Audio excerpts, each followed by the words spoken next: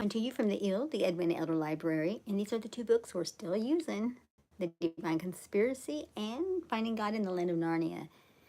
And what I do is read portions of those books, write them in my journal that my friend Tammy got me, and read to you from my journal. And I didn't know if I was going to do it today. I don't know if I'm going to do it every day, but I got time this morning.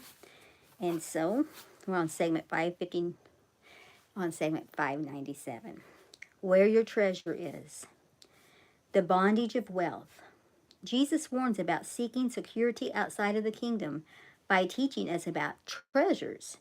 Treasures are things we try to keep because of value that we place upon them. They may be of little or no value to others, but we try to protect and cherish such things. We may have a safe at home or at a bank, or we may have a secret place we store these valuable keepsakes in our home, where we hope to share them with our grandchildren or others many years from now. We may also treasure non-material things, also such as our reputation or our relationships, maybe our school or church or our businesses or even our own country. But our main thing we must treasure above all these other things is to treasure God. To lay up for ourselves treasures in heaven, the things that have eternal value.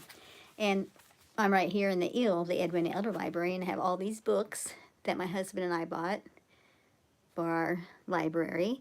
And I have his pillow over there. I'm sure it means nothing to you, but that's a white shirt that he wore, and he tied that tie for me. We traced his hands. My husband worked nights.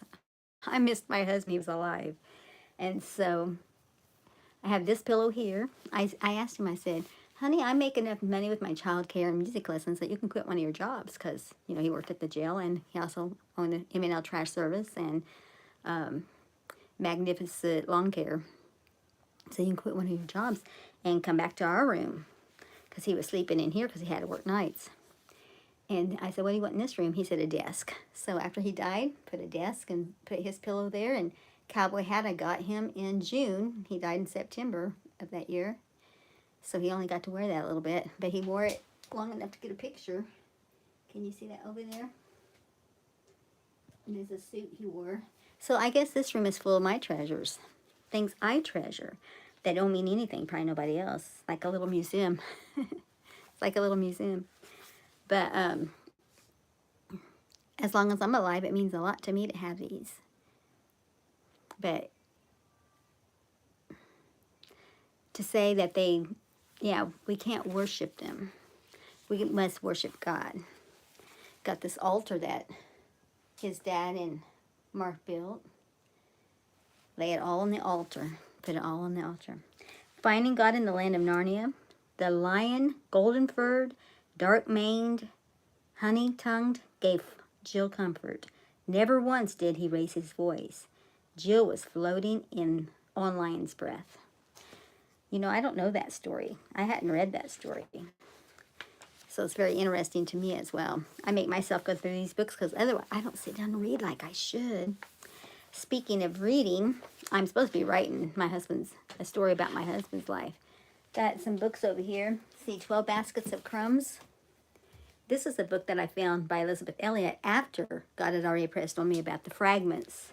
The story about the fragments, how I'm supposed to pick up the fragments, my husband's sermons and things. And then there's a book here I'm going to knock off the other books trying to get. I'm still sitting in my chair. I should have stood up.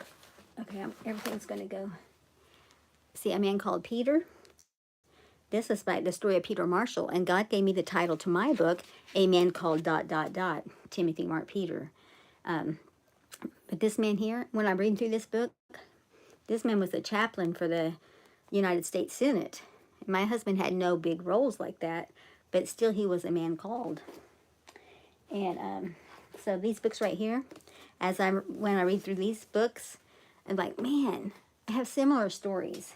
Maybe not on such grandeur, but of my husband or things that we went through. And so I need to write that book. But what I was going to say is my daughter Melissa has written 2 stories.